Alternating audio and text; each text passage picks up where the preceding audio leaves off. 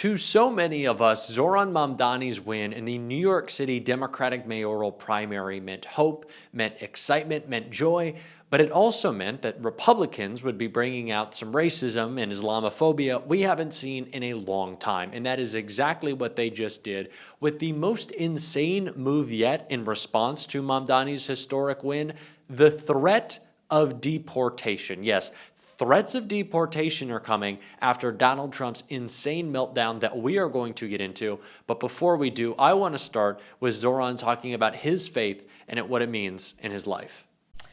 New York, as you well know better than anyone, you've probably had food from every single culture in New York, so there's that. But it is a very diverse city. There's a huge Muslim American population in New York City as well. You would be, if you're elected, and you've got a ways to go here, but the first Muslim American mayor of New York City. What does that mean to you? It means a lot. You know, I think about my grandmother Kulsum and my grandfather Yusuf and how they taught me from a young age that to be a good Muslim is to be a good person. It's to help those in need and harm no one. And ultimately, I've sought to do that over the course of my life, and especially in a time when the mere mention of being Muslim is seen as if it is a slur. It is also an opportunity for me to introduce the fact that being Muslim is like being a member of any other faith. It is believing and belonging in a notion of equality and in solidarity. And I know that it is so meaningful for the million Muslims that call New York City their home to see the fact that representation can be something that exists not just across the 5 boroughs, but also in City Hall. It's been really sad, but more so funny to watch how MAGA has tried to spin up so much hate against Zohran and the way that they've tried to kind of turn him into a caricature of all these, evil, scary, left-wing, radical ideas they're always trying to fearmonger about, when in reality, they're incredibly appealing policies. It's the reason he won his election. Screaming that free buses and childcare are coming to New York doesn't really strike fear into most of our hearts, but Fox is going to continue to try. And before we get into what the MAGA Republicans who are elected are doing, I want to see what the MAGA Republicans who are paid to spew propaganda are saying. So he gets into the city hall, and then what? He's just going to attack the country, cops and capitalism? He's just going to cause more crime and chaos. He's going to turn the prisons inside out, and he's going to turn Whole Foods into no foods. This is what happens when you let the wacky wing of the Democrat Party run wild. This is what the Democrat establishment's been trying to keep a lid on for decades, since Occupy Wall Street. Biden tried to keep a lid on it. Cuomo couldn't keep a lid on it. This is the Bernie bro, Dave Hogg, AOC faction that's now going to run wild all over the place. And you're basically giving this I guess he's a Muslim communist from another country. Doesn't Jesse Waters just sound silly? Like all of these accusations of, the prisons are going to be let open, like Donald Trump did with 1,500 cop-beating insurrectionists. Mamdani is promising free stuff, but he's going to break those promises, like Donald Trump did when he said that your groceries would cost less. He's a liar, like Donald Trump was when he said no new wars. No, Zohran has the record of delivering in the state assembly that he will be taking to Gracie Mansion when he is mayor of New York. And Donald Trump is clearly not happy that Zohran will also be standing up to him. It's why he made this post, and right after it, we saw insane threats of deportation come. Yesterday, we saw Trump write, "It's finally happened. The Democrats have crossed the line. Zohran Mamdani, a 100% communist lunatic, has just won the Dem primary and is on his way to becoming mayor. We've had radical lefties before, but this is getting a little ridiculous. He looks terrible. His voice is grating. He's not very smart. He's got AOC plus 3 dummies all backing him, and even our great Palestinian senator crying Chuck Schumer is groveling over him. Yes, this is a big moment in the history of our country." So it was no surprise after Zohran's win that Donald Trump would try to insert himself into the conversation and attack him. What was most surprising is that he didn't even have a nickname. You didn't have a nickname for him, Donald? You couldn't have called him, Mamdani the commie. You couldn't have said, someone suggested the Zohradical left, which I love that. I want to be a part of the Zohradical left. That sounds great. But a MAGA congressman saw this post from Trump and thought he could score some points with him. And so he sent a letter to Pam Bondi, and let's just take a look at what it says. Republican calls on Trump AG Pam Bondi to denaturalize and deport Zohran Mamdani over rap lyrics. A Republican congressman has called on Attorney General Pam Bondi to deport New York City mayoral candidate Zohran Mamdani. In a letter published Thursday afternoon, Rep. Andy Ogles cited lyrics from a rap song Mamdani made in 2021. In the song, Mamdani references the Holy Land 5 members of the Muslim charity organization, the Holy Land Foundation. The 5 men were convicted in 2008 for providing material support to Hamas. The families of the convicted, as well as some of the human rights groups, have questioned the ruling and called for the release of the men. Ogles argued that Mamdani's reference to the Holy Land 5 could be grounds for his denaturalization.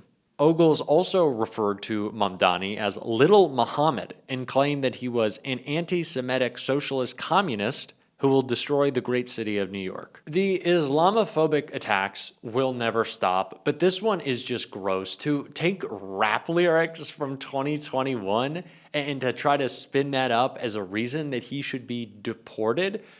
Donald Trump incited an insurrection against our government and tried to have his vice president killed.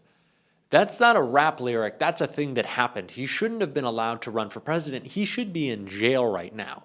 And you're going after Zohran. You're trying to make up all these ridiculous claims and have him deported. This is how terrified MAGA is of the grassroots movement this campaign has built. And honestly, there's a lot of establishment Democrats who are as well. It is my opinion that they should stop being afraid and start embracing, because this is the way forward. And Bernie Sanders agrees, and he said so right here. Senator Bernie Sanders is an independent of Vermont. He endorsed Zohran Mamdani for mayor. In a new op-ed for The Guardian, he asked, quote, will the Democrats learn from Zohran Mamdani's victory? And he joins me now. Senator, what's your reaction to the big upset last night? Enthusiastic. It was one of the great political victories in modern history. Zohran ran a brilliant campaign. And I think the most significant part of his campaign, and I, Chris, would not compare it to Obama or to Clinton. What Zohran understood is that in order to win, you got to be more than charismatic, and he is. You got to be more than smart, which he is. You got to build a strong grassroots movement around a progressive agenda. He had thousands and thousands of people knocking on doors because they were excited about his message. And his message said, you know what?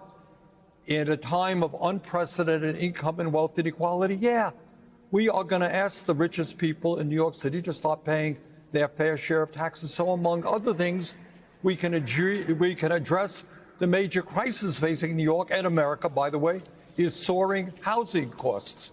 They're going to freeze rent at a time when families can't afford decent quality food. He's talking about helping to create publicly funded grocery stores so that kids can get food that's affordable, making buses free.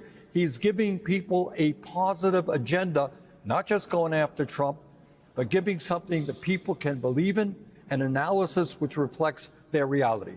So I thought it was a great campaign, and I look forward to continue to work with him. You know, one thing I think is that I'm curious what you think of this theory.